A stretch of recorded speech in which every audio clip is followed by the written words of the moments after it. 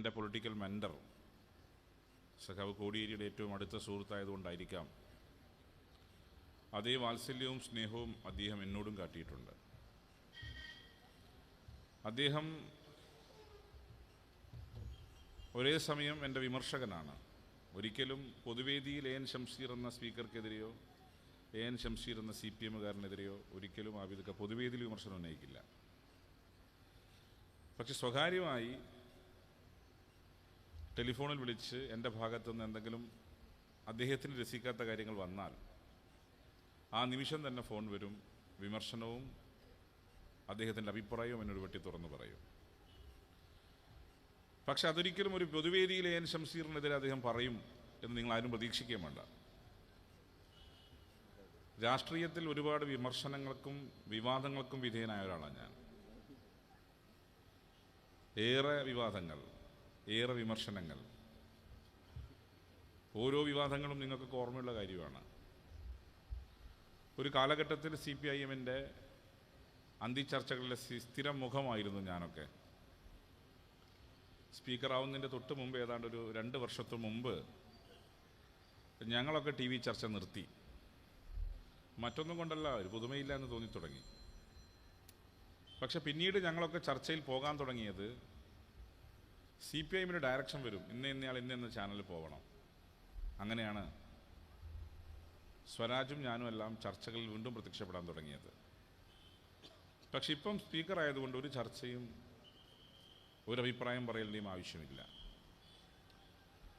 ചർച്ചക്കകത്ത് പങ്കെടുക്കുമ്പോൾ എൻ്റെ ഭാഗത്ത് എന്തെങ്കിലും ഉണ്ടായാൽ എനിക്കുറപ്പാണ് 8 മണി മുതൽ 9 മണി വരെ ചർച്ച കഴിഞ്ഞാൽ 9:05 അദ്ദേഹത്തിൻ്റെ ഫോൺ വരും. ഫോൺ വന്നാൽ മനസ്സിലായിക്കൊള്ളണം ഞാൻ അദ്ദേഹത്തിന് ഇഷ്ടപ്പെടാത്ത എന്തോ കാര്യം ഞാൻ പറഞ്ഞു എന്നുള്ളത്. അത്രമാത്രം സ്നേഹവും കരുതലും. ഒപ്പം വിവാദങ്ങളിൽ പെട്ടാൽ പലപ്പോഴും എൻ്റെ പ്രസ്താവനകൾ വിവാദമാവാറുണ്ട്, പലപ്പോഴും എൻ്റെ നിലപാടുകളും വിവാദമാവാറുണ്ട്. ഉടൻ ഫോൺ വരും. അല്ല, ബുദ്ധിമുട്ടൊന്നും വരില്ലല്ലോ. ഞാൻ ചിരിച്ചുകൊണ്ട് പറയും, ഒരു ബുദ്ധിമുട്ടുമില്ല. നമ്മുടെ പ്രായം, അതുകൊണ്ട് ചില ഘട്ടങ്ങളിൽ അഭിപ്രായം വിട്ടി തുറന്ന് പറയേണ്ടി വരും. ഏത് ഘട്ടത്തിൽ സ്പീക്കർ ആയപ്പോഴും അല്ലാത്തപ്പോഴും എല്ലാം, യുവജന പ്രവർത്തകനാകുമ്പോഴെല്ലാം നിലപാടുകൾ കേരളത്തിലെ മാധ്യമങ്ങൾ കൊത്തിപ്പറിക്കുമ്പം, ഞാനെന്ന വ്യക്തിയെ വളഞ്ഞിട്ട് ആക്രമിക്കുമ്പം സാന്ത്വനത്തിൻ്റെ ഫോണായി വരുന്ന ഒരു വ്യക്തിയുടെ ഫോണാണ് ആബിദ് കെയുടെ ഫോണ്. അതുകൊണ്ടാണ് ഒരു പൊസിഷനിലിരിക്കുമ്പോഴും അദ്ദേഹം വിളിച്ചാൽ നോ എന്ന് പറയാൻ എനിക്ക് സാധിക്കാത്തത്. അദ്ദേഹത്തിൻ്റെ സ്വപ്നങ്ങളാണ് ഇതിന് നിമിഷം അദ്ദേഹം പങ്കുവച്ചത്. നിരവധി ചാരിറ്റി നേതൃത്വം കൊടുക്കുന്നൊരു മനുഷ്യനാണ് അദ്ദേഹം. ഒരു ഫിലാൻഡ്രോപ്പിസ്റ്റ്, മനുഷ്യസ്നേഹി. അദ്ദേഹത്തിൻ്റെ ഇനീഷ്യേറ്റീവിലാണ് ഇവിടെ ശിഹാബ് തങ്ങൾ ഡയാലിസിസ് സെൻ്റർ ആരംഭിക്കുന്നത്. അദ്ദേഹത്തിൻ്റെ ആശയങ്ങൾ, അഭിപ്രായങ്ങൾ, സ്വപ്നങ്ങൾ നിങ്ങളുമായി പങ്കുവച്ചു. ഇത് യാഥാർത്ഥ്യമാക്കാൻ അദ്ദേഹം തന്നെ മുന്നിൽ നിൽക്കും. ടീമിനെ നയിക്കാൻ അദ്ദേഹം പുറത്തിരുന്ന് കളി പറയുന്ന ആളല്ല. സാധാരണ അങ്ങനെ ഉണ്ടല്ലോ, പുറത്തിരുന്ന് ചിലർ കളി പറയും. അദ്ദേഹം അങ്ങനെയല്ല, കൂടെ ഇരുന്ന് കളിക്കും. കൂടെ ഇരുന്ന് കളിക്കും, ടീമിന് ആത്മവിശ്വാസം പകരും. അതുകൊണ്ട് തന്നെ ഈ ടീമിനെ നയിക്കുന്ന ക്യാപ്റ്റൻ അദ്ദേഹം തന്നെയാണ്. അതുകൊണ്ട് സമയബന്ധിതമായി ഇത് പൂർത്തീകരിക്കപ്പെടാൻ നിങ്ങളുടെ എല്ലാം പിന്തുണ അദ്ദേഹം അഭ്യർത്ഥിച്ചിരിക്കുന്നു. ആ നിലയിൽ അദ്ദേഹത്തിന് തുറന്ന പിന്തുണ നൽകാൻ നിങ്ങൾ തയ്യാറാവണം എന്നാണ് എനിക്ക് അഭ്യർത്ഥിക്കാനുള്ളത്. അത് മറ്റൊന്നും കൊണ്ടല്ല. ഇന്ന് ഏറ്റവും കൂടുതൽ ആവശ്യമായി വരുന്ന ഒരു ഇൻസ്റ്റിറ്റ്യൂഷനാണ് ഡയാലിസിസ് സെൻ്റർ. നിങ്ങൾക്ക് പരിചയമുണ്ടാവും. ഇന്ന് രാവിലെയും എനിക്ക് വന്ന ശുപാർശ, തലശ്ശേരി ജനറൽ ഹോസ്പിറ്റലിൽ ഒരാളെ കയറ്റണം. വളരെ കൃത്യമായി അദ്ദേഹം പറഞ്ഞു വെച്ചു. ഒരു ഡയാലിസിസ് യൂണിറ്റിനകത്ത് ഒരു രോഗി എൻറോൾ ചെയ്താൽ പിന്നീട് അയാളെ മാറ്റി കയറ്റാൻ പറ്റുന്നതല്ല. അദ്ദേഹം പറയാതെ പറഞ്ഞു വെച്ച ഭാഗം, നമുക്ക് ഇഷ്ടപ്പെടാത്ത കാര്യം നടന്നാൽ മാത്രമേ ഒഴിവ് വരൂ. അത് അദ്ദേഹം വളച്ചു കെട്ടി പറഞ്ഞു. ഞാൻ സ്ട്രെയിറ്റായി പറയാം, വൈദ്യശാസ്ത്രം പരാജയപ്പെട്ടാൽ. അദ്ദേഹം നിങ്ങൾ ശ്രദ്ധിച്ചോ എനിക്കറിയില്ല, അദ്ദേഹം വളച്ചു കെട്ടിയാണ് പറഞ്ഞത്. അദ്ദേഹം പറഞ്ഞു, ഈ ഡയാലിസിസ് യൂണിറ്റിൽ ഒരു മെഷീനകത്ത് ഒരു രോഗിയെ എൻ്റർ ചെയ്യിച്ചാൽ അവിടെ ഒഴിവ് വരണമെങ്കിൽ ഒന്നുകിൽ അവിടെ അദ്ദേഹം കിഡ്നി ട്രാൻസ്പ്ലാന്റ് ചെയ്യണം, അല്ലെങ്കിൽ നമുക്കിഷ്ടമില്ലാത്ത ചില കാര്യങ്ങൾ സംഭവിക്കണം.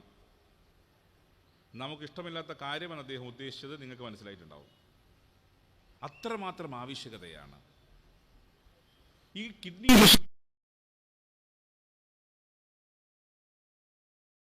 ായിട്ട് പോവില്ല, പോകുമ്പോൾ രണ്ടും ഒന്നിച്ചങ്ങ് പോയാൽ. ഇന്നേ വരെ ഒരു കിഡ്നി മാത്രം പോയാൽ നമ്മൾ കണ്ടിട്ടില്ല. പോകുമ്പോൾ 2 കിഡ്നിയും ഒന്നിച്ചങ്ങ് ഫെയിലിയർ ആകും. ഈ 2 കിഡ്നിയും ഫെയിലിയർ ആകുമ്പോൾ ഓപ്ഷൻ ഒന്ന് മാത്രമേ ഉള്ളൂ, ട്രാൻസ്പ്ലാന്റേഷൻ ആണ്.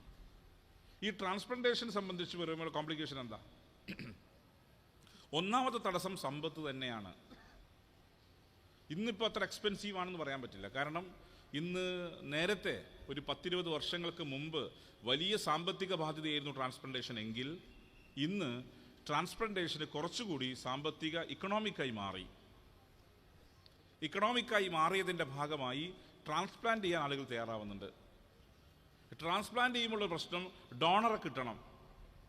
ഡോണറെ കിട്ടുമ്പോൾ ചിലത് ബന്ധുക്കൾ കൊടുക്കും, ഉമ്മ കൊടുക്കും, ഭാര്യ കൊടുക്കും, ഉപ്പ കൊടുക്കും, മക്കൾ കൊടുക്കും. ചിലപ്പോൾ നമുക്ക് ഡോണറെ കിട്ടാതിരിക്കും. ഇങ്ങനെ ഡോണറെ കിട്ടാതിരിക്കുമ്പോഴാണ് പുറത്ത് നമ്മൾ തേടി പോകുന്നത്. പുറത്ത് തേടി പോകുമ്പോൾ ഞങ്ങളെപ്പോലത്തെ ആളെ സഹായം വേണ്ടി വരും.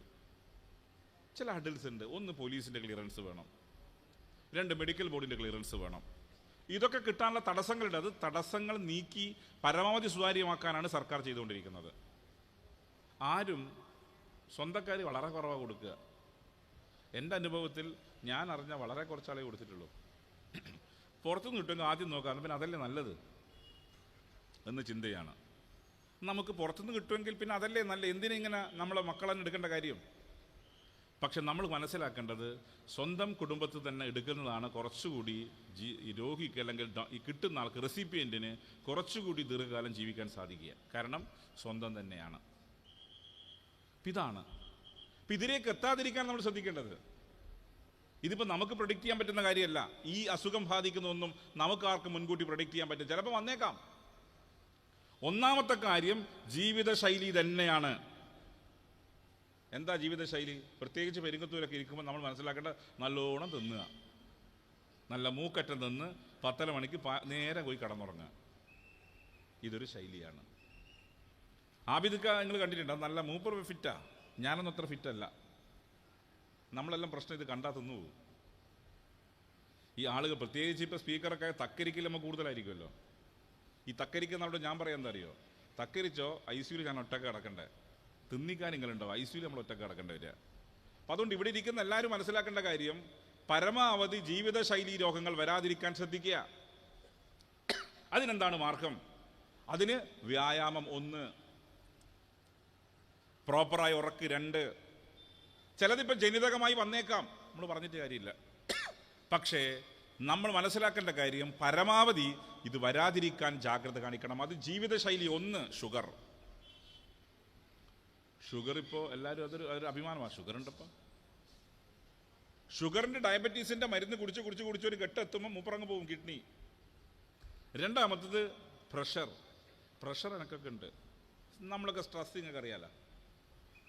ഈ ജീവിതശൈലി രോഗങ്ങളാണ് നമ്മുടെ ശരീരത്തിലെ ആന്തരിക അവയവമായ കിഡ്നി ഫെയിലറിലേക്ക് നമ്മൾ എത്തിക്കുന്നത്.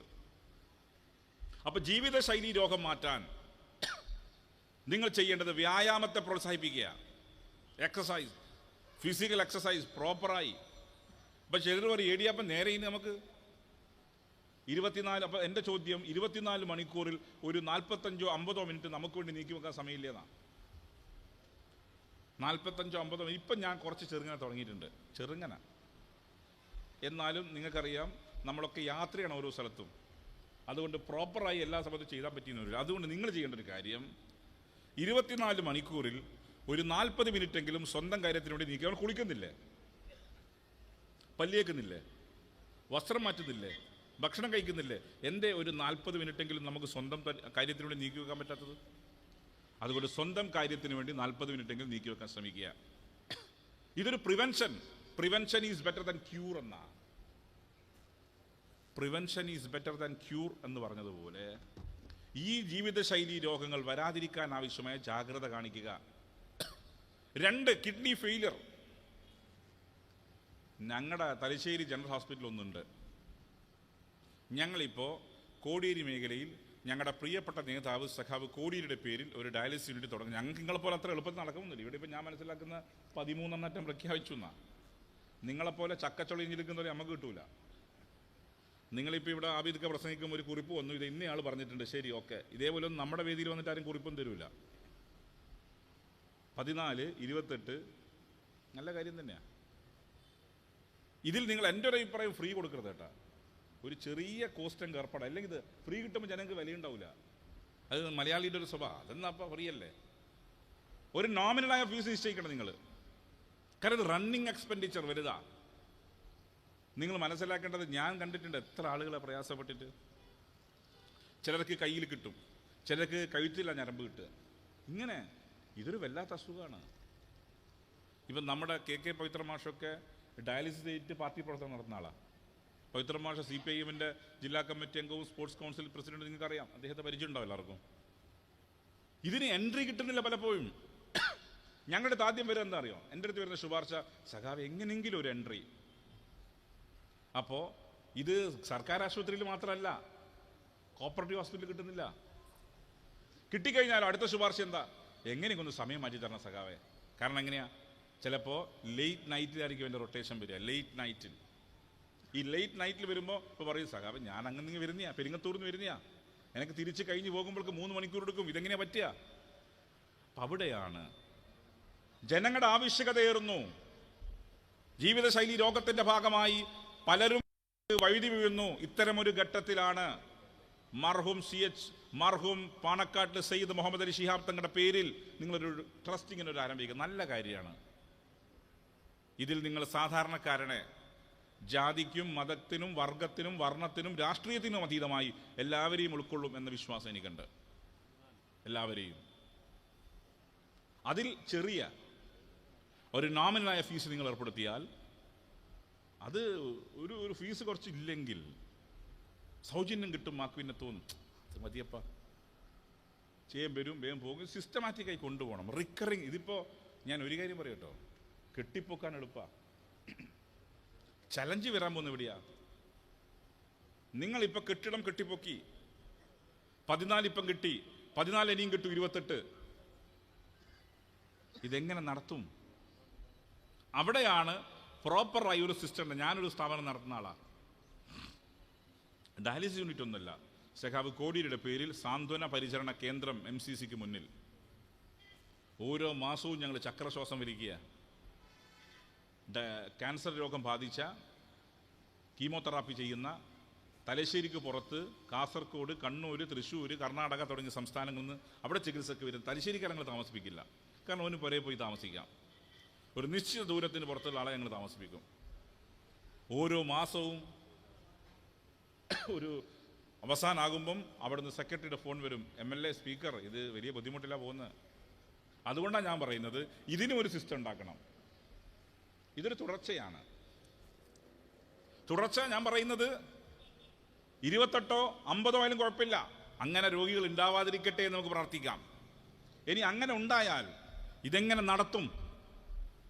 ഇത് നടത്താൻ ആവശ്യമായ സിസ്റ്റവും ഒരു സക്സസ്ഫുൾ ബിസിനസ്മാൻ എന്ന നിലക്ക് ആബിദ്ക്ക് ഇപ്പം തന്നെ ഉണ്ടാക്കണം. ഒരു മാസം ആരൊക്കെ എന്തൊക്കെ പൈസ കൊടുക്കും? പൈസ കൊടുക്കും എന്ന് പറയുമ്പോൾ അദ്ദേഹത്തിൻ്റെ കാലശേഷം അദ്ദേഹത്തിൻ്റെ കുടുംബം സിസ്റ്റമാറ്റിക് ആക്കിയിട്ടില്ലെങ്കിൽ ഇതിൻ്റെ തലപ്പത്ത് നിൽക്കുന്നവർ അവസാനം ഇട്ടേച്ച് പോകേണ്ട ഗതിയിലേക്ക് എത്തും. പാണക്കാട്ട് തങ്ങളുടെ പേരിൽ തുടങ്ങി സിസ്റ്റമാറ്റിക് ഒക്കെ നടന്നില്ലെങ്കിൽ അതും ബുദ്ധിമുട്ടാണ്. അതുകൊണ്ട് ഒരു സിസ്റ്റം ഉണ്ടാവണം. സിസ്റ്റം, മന്ത്ലി എക്സ്പെൻസ് എത്ര, ആ മന്ത്ലി എക്സ്പെൻസ് എങ്ങനെ വഹിക്കും, അതിന് മന്ത്ലി സോഴ്സ് ഓഫ് ഇൻകം എത്ര. ഇതിപ്പോൾ ഒരു വർഷമൊന്നും വേണ്ട ഇത് കെട്ടിപ്പൊക്കി തീർക്കാൻ, അത് വേഗമാകും. പ്രത്യേകിച്ച് ഇപ്പം തന്നെ 14 മെഷീനായി, ഇനി കെട്ടിടത്തിൻ്റെ പൈസയാകും, സിസ്റ്റമാകും, പ്രശ്നം തീർന്നു. ഇതെങ്ങനെ മാസം നടത്തും? അതിലേക്ക് ഒരു പ്രോപ്പറായ തീരുമാനം ഇതിൻ്റെ കമ്മിറ്റിക്ക് എടുക്കാൻ പറ്റണം. അല്ലെങ്കിൽ ഇത് തലപ്പത്ത് നിൽക്കുന്നവർ പിന്നീട് മനസ്സ് മടുക്കുന്നല്ല വരും. പെരിങ്ങത്തൂരാണ് പാനൂരിലെ ഫിനാൻസ് ക്യാപിറ്റൽ എന്ന് വേണേൽ പറയാം അല്ലേ. അമേരിക്കയുടെ ഫിനാൻസ് ക്യാപിറ്റൽ ന്യൂയോർക്കാണ്. അതുപോലെ പാനൂരിൻ്റെയും തലശ്ശേരിൻ്റെ ഒക്കെ ഒരു ഫിനാൻസ് ക്യാപിറ്റലാണ് പെരിങ്ങത്തൂർ. അതുകൊണ്ട് പറ്റുമായിരിക്കും. എനിക്ക് ഇതിൻ്റെ ആഴത്തലത്തിലേക്ക് പോയി ഘടന ഞാൻ പഠിച്ചിട്ടില്ല. പക്ഷെ എൻ്റെ പൂർണ്ണ ബോധ്യം ആ നിലയിൽ കൊണ്ടുപോകാൻ നിങ്ങൾക്ക് സാധിക്കും എന്നുള്ളതാണ്. അതുപോലെ മറ്റൊരു കാര്യം കൂടി അദ്ദേഹത്തിൻ്റെ അധ്യക്ഷ പ്രസംഗത്തിൽ പറഞ്ഞു, ഡി അഡിക്ഷൻ സെൻറ്റർ. എല്ലാം കൂടി ഒരു മൾട്ടി പർപ്പസ് ആക്കുന്ന നല്ലത്. ഒരു കേവലമായ ഒരു ഡയാലിസിസ് എന്ന ഫോക്കസിൽ നിന്ന് മാറി അതിനപ്പുറത്തേക്ക് ഡി അഡിക്ഷൻ നല്ലതാ. നമ്മൾ കാണുന്നിടത്ത് നല്ല കാര്യങ്ങൾ.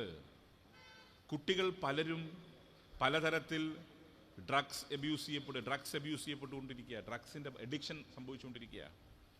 പിന്നെ ദുരഭിമാനം കൊണ്ട് ആരും പറയില്ല, എന്താ ഇതെങ്ങനെ നാട്ടുകാരറിഞ്ഞാൽ മോശമല്ലേ, നാട്ടുകാരറിഞ്ഞാൽ മോശമല്ലേ എന്നുകൊണ്ട് ആരും ഉണ്ടൂല. പിന്നെ ഇതങ്ങോട്ട് പൊട്ടിത്തെറിക്കുമ്പോഴാ പിന്നെ നമ്മുടെ ആൾക്കാർക്കൊരു സ്വഭാവം ഉണ്ടല്ലോ, പാടി നടക്കുക. അവനവൻ്റെ പുരയിൽ വരുമ്പോൾ തിരിയും അതിൻ്റെ വിഷമം. ഞാൻ ഒന്നേ പറയുന്നുള്ളൂ, കുട്ടികൾ ഈ കാലഘട്ടത്തിൽ ചിലതിൽ പെട്ടേക്കാം, കുറ്റപ്പെടുത്താൻ പറ്റില്ല.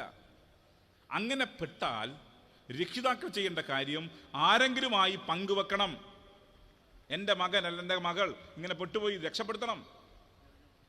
അതുകൊണ്ടാണ് ഞാൻ പറയുന്നത് drugs addiction centre, D addiction centre കാലഘട്ടം നിങ്ങൾ കണ്ടില്ല. ഇപ്പം ഇന്നലെ നമ്മളെ നിയമസഭയുടെ അജണ്ട തീരുമാനിക്കുന്ന കമ്മിറ്റിക്ക് പറയുക ബിസിനസ് അഡ്വൈസറി കമ്മിറ്റി എന്നാ. മുഖ്യമന്ത്രിയുണ്ട്, പ്രതിപക്ഷ നേതാവുണ്ട്, ഉപനേതാവുണ്ട്, പിന്നെ പാർലമെന്ററി പാർട്ടി മിനിസ്റ്ററുണ്ട്, കക്ഷി നേതാക്കളുടെ യോഗത്തിലിരിക്കുമ്പോൾ പെട്ടെന്ന് പ്രതിപക്ഷ നേതാവ് പറഞ്ഞു, സ്പീക്കർ എനിക്കൊന്ന് പെട്ടെന്ന് പോകണം, മുക്സിയം എനിക്കൊന്ന് പെട്ടെന്ന് പോകണം.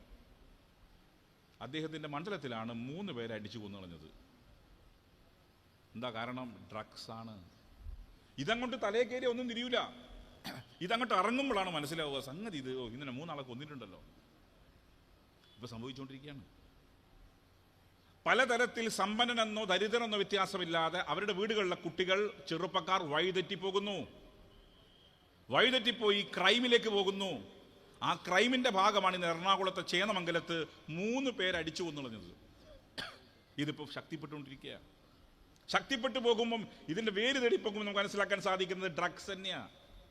സിന്തറ്റിക് ഡ്രഗ്സ് ഉണ്ട് ഒരു ഭാഗത്ത്, മറ്റ് പലതരത്തിലുള്ള ഡ്രഗ്സ് ഉണ്ട്.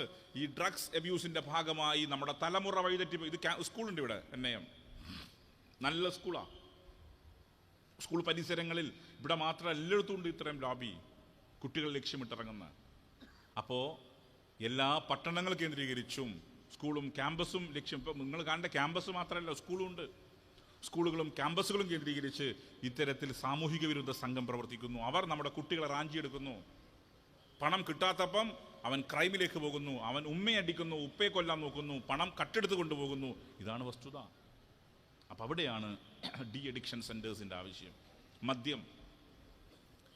മദ്യത്തേക്കാൾ അപകടകാരിയ മയക്ക് സിന്തറ്റിക് ഡ്രഗ്സ്. ഈ സിന്തറ്റിക് ഡ്രഗ്സിലേക്ക് നമ്മുടെ തലമുറ വഴുതി മാറിപ്പോകുന്നു. അവിടെയാണ് ഇവർ ആബിദ്ക പറഞ്ഞു വെച്ച 2ാമത്തെ പാർട്ട് സിന്തറ്റിക്, ഈ പറഞ്ഞ ഡി അഡിക്ഷൻ സെന്റർ. അദ്ദേഹം പറഞ്ഞു 1ാമത്തെ കാര്യം ഡയാലിസിസ് യൂണിറ്റ്, 2ാമത്തെ കാര്യം ഡി അഡിക്ഷൻ സെന്റർ, 3ാമത്തെ ഒരു കാര്യം അദ്ദേഹത്തിന് മുമ്പാകെ ഞാൻ വെക്കുന്നു, നല്ല മൾട്ടിപർപ്പസ് ജിം. അത് ബൈസെക്ഷൽ, 2 ആൾക്കും, സ്ത്രീകൾക്കും വേണം പുരുഷന്മാർക്കും വേണം. സ്ത്രീകൾക്ക്, മുസ്ലിം സ്ത്രീകളാണല്ലോ ഈ ഭാഗം കൂടുതലും, അവർക്കൊരു പ്രത്യേക സമയം നിശ്ചയിക്കണം. ആണും പെണ്ണും ഒന്നിച്ച് കളിച്ചാൽ പിന്നെ വേറെ ഗുലുമാലായി. ഇപ്പം അതുകൊണ്ട് 2 പേർക്കും ഒന്നിച്ച് കളിക്കുന്നതിനും പ്രശ്നമൊന്നും വരുന്നില്ല. പക്ഷേ ആ നിലയിലേക്ക് ചിലപ്പോൾ സ്വീകാര്യത ഇവിടെ ഉണ്ടായിട്ടുണ്ടാവില്ല. അതുകൊണ്ട് 2 പേർക്കും വൈകുന്നേരങ്ങളിൽ വന്ന്, രാത്രിയോ വൈകുന്നേരമോ രാവിലെയോ വന്ന് വ്യായാമം ചെയ്യാൻ സാധിക്കുന്ന ജിംനേഷ്യങ്ങൾ, ഹൈടെക് ജിംനേഷ്യങ്ങൾ ആരംഭിക്കാൻ നിങ്ങൾ തയ്യാറാവണം. ഒപ്പം ഇവിടെ ലാൻഡ് ഉണ്ടോയെന്ന് എനിക്ക് അറിഞ്ഞൂടാ. സിന്തറ്റിക് ടർഫ്, സ്റ്റേഡിയം, ഇതൊക്കെ വരണം. ഈ സ്റ്റേഡിയവും കുട്ടികൾ കളിക്കാൻ പറ്റണം. പഴയ പോലെ സ്ഥലമില്ലല്ലോ. ഇപ്പം രക്ഷിതാക്കൾ ആരും കളിക്കണം എന്ന് പറയില്ല, പഠിക്കുന്നേ പറയും. പഠിക്ക് A+, എന്ത് A+? ഈ A+ കുട്ടി നാളെ വേണ്ട, അതൊന്നും ചിന്തയില്ല. A+, അത് അപ്പുറത്തോളം മോനെ A+, എന്നാൽ പിന്നെ 2 A+ മേടിക്കണം, ഇതാ പറയുന്നത്. ഈ നിലയിലേക്ക് ചിന്തകൾ മാറുന്നു. അതുകൊണ്ട് ഈ ഡയാലിസിസ് യൂണിറ്റ് ആരംഭിക്കുമ്പം, ഡി അഡിക്ഷൻ സെന്റർ ആരംഭിക്കുമ്പം നമുക്ക് ബൈസെക്ഷലായ ആണിനും പെണ്ണിനും ഒരുമിച്ച് ജിം ചെയ്യാൻ സാധിക്കുന്നില്ല, വ്യത്യസ്ത സമയങ്ങളിൽ വ്യായാമം ചെയ്യാൻ സാധിക്കുന്ന ജിംനേഷ്യംസും നമ്മളൊക്കെ ആരംഭിക്കാൻ സാധിക്കണം എന്നാണ് എനിക്ക് അഭ്യർത്ഥിക്കാനുള്ളത്. ഞാൻ ദീർഘിപ്പിക്കുന്നില്ല, കാരണം നിങ്ങളല്ല ഇപ്പം നല്ല പ്രസംഗം എൻ്റെ കേൾക്കുന്നുണ്ട്. എനിക്ക് കുറച്ച് കൂട്ടി പറഞ്ഞാൽ നിങ്ങൾ മുഖം താഴോട്ട് താത്താൻ തുടങ്ങും. പിന്നെ തങ്ങൾ വരുന്നതുകൊണ്ട് എല്ലാവരും ഇരിക്കും എനിക്കറിയാം. ബാങ്ക് കൊടുക്കുന്നുണ്ട്. ഏതായാലും ബ്ലെസ്സിങ് ഇൻ ഡിസ്കൈസ് കൊണ്ട് ഇപ്പോൾ അതിൽ ബാങ്ക് കൊടുത്തുകൊണ്ട് നിർത്താനുള്ള സന്ദേശം എനിക്ക് അവിടെ തന്നെ ലഭിച്ചു.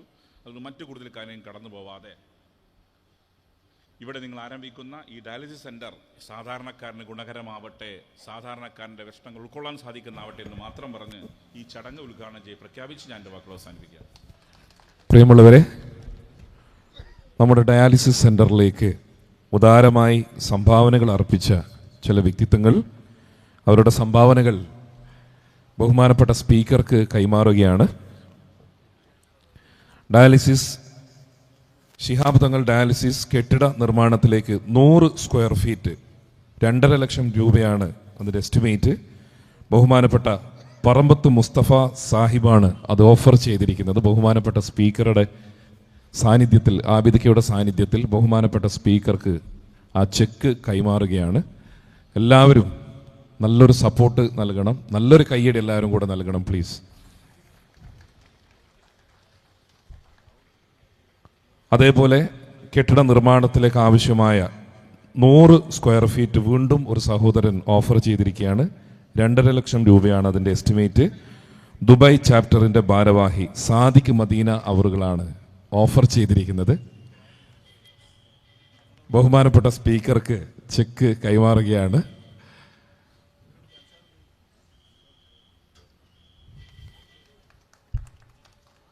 പെരിങ്ങത്തൂർ മഹല്ലത്ത് ജമാഅത്ത് ദുബായ് ചാപ്റ്ററിൻ്റെ ഭാരവാഹി കൂടിയായിട്ടുള്ള Sadiq Medina അവറുകളാണ്.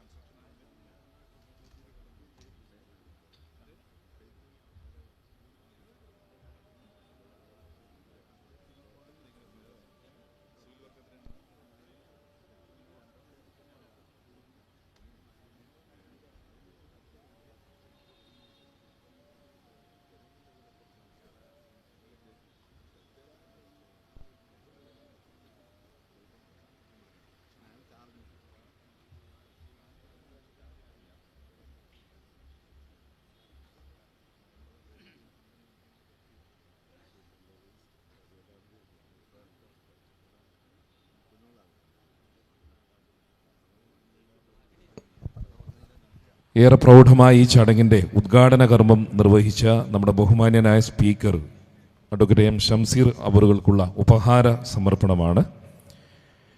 Shihab Thangal dialysis centre പെരിങ്ങത്തൂരിൻ്റെ സ്നേഹോപഹാരം. മത സാമൂഹ്യ വിദ്യാഭ്യാസ രംഗത്ത് നിറസാന്നിധ്യം വ്യവസായ പ്രമുഖരുമായ കുറുങ്ങോട്ട് മൂസ സാഹിബാണ് ഉപഹാരം നൽകുന്നത്. ബഹുമാനപ്പെട്ട സ്പീക്കറെയും മൂസ സാഹിബിനെയും ആദരപൂർവ്വം ചടങ്ങിന് വേണ്ടി ക്ഷണിക്കുന്നു.